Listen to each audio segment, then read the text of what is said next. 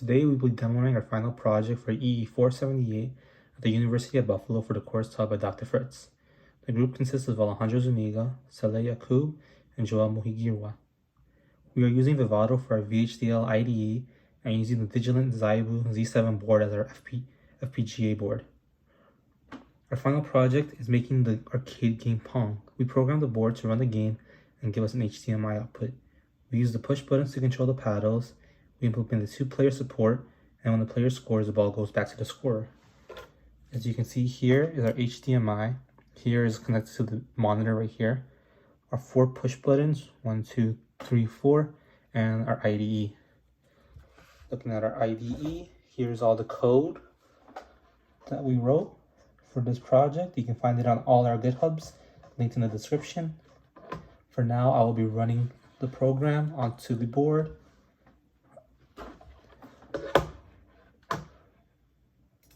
And I already generated the bit string beforehand.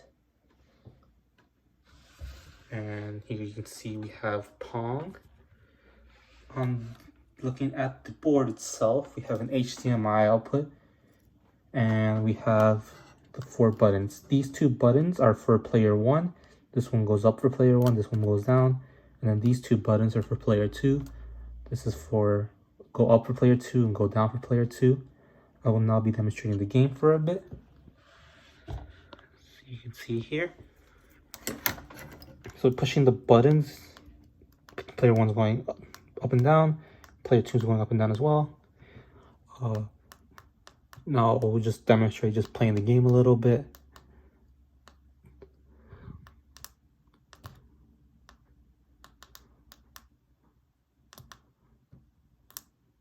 And now when the player on the left scores, when the player on the right scores, the ball will go back to them. And this is true always. So I will let them score again. And then when the player on the right scores, the ball is going back to the player. Some future implementations we can have is using these switches to change the game mode. Maybe using this one for speed, maybe changing this one for the size of the paddles.